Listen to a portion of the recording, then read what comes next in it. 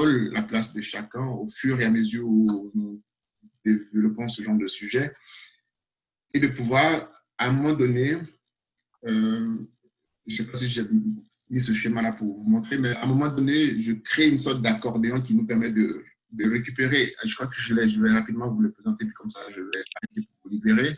D'accord. Où est-ce que j'ai mis ça? Je vais aller très, très vite. C'est un autre schéma. Oh, c'est celui-là, je crois.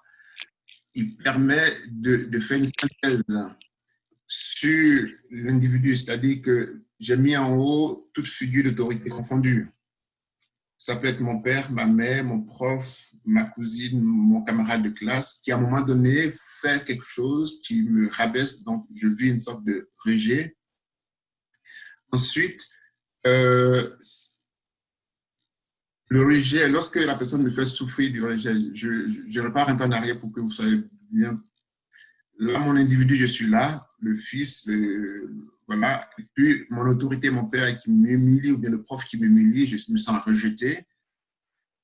Je suis frustré et je développe en moi certaines caractéristiques pour me défendre. Si ça n'a pas marché et que la personne en rajoute une couche, ça m'humilie devant les gens, devant mes copains, mes camarades, mes voisins.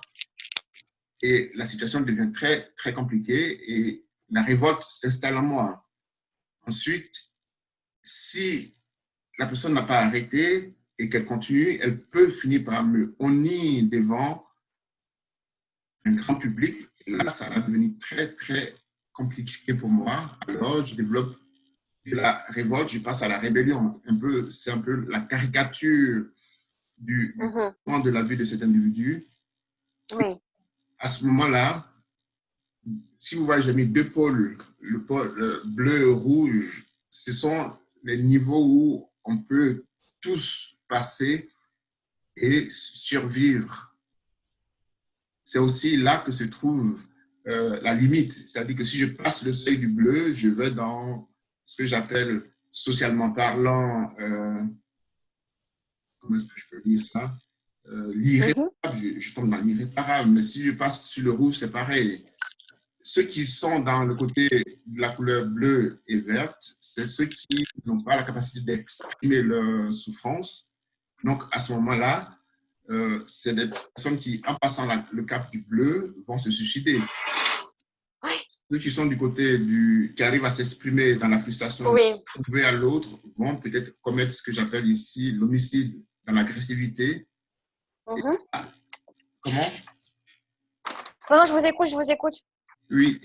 Donc, si vous voyez, quand je passe le niveau du bleu, nous sommes dans la déviance. Le niveau du rouge, on est aussi dans la déviance. Et puis,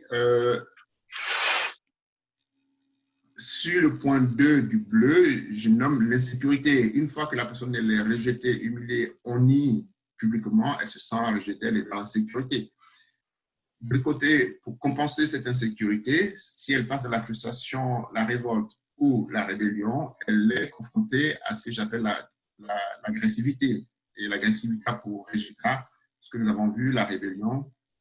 Et du côté des couleurs bleues et vertes, donc la partie gauche, se repose sur ce que j'appelle la douleur. Une personne rejetée, c'est une personne qui souffre. C'est une personne qui ne sait où aller, vers qui demander de l'aide. De l'autre côté, la personne qui vit dans la frustration, dans la révolte et dans la rébellion trouve le plaisir à se venger. Et si vous voyez aux extrémités où j'ai mis déviance, à gauche, la personne qui souffre du rejet, elle est pointée du doigt par tout le monde, elle finit par mettre fin à sa vie, tandis que de l'autre côté, elle a du soutien parce qu'elle crée des mouvements de révolte où elle va vouloir prouver à l'autorité qui l'a humiliée qu'elle est capable de se défendre. Elle va créer une communauté et ça pourrait s'élargir en fonction du poids du message qui est donné.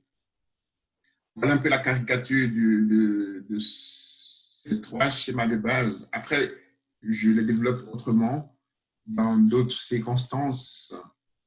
Mais je vous laisse voir si, d'une façon générale, dans la globalité, c'est quelque chose qui répond en bout ou pas. Je reste à disposition. D'accord, je vous remercie en tout cas beaucoup de l'exposition que vous m'avez faite de votre travail. Et c'est vraiment très intéressant. Et écoutez, moi, je vais poser aussi également la question à mon tuteur pour voir si je suis toujours dans les clous de mon sujet. Mhm. Et puis, je reviendrai vers vous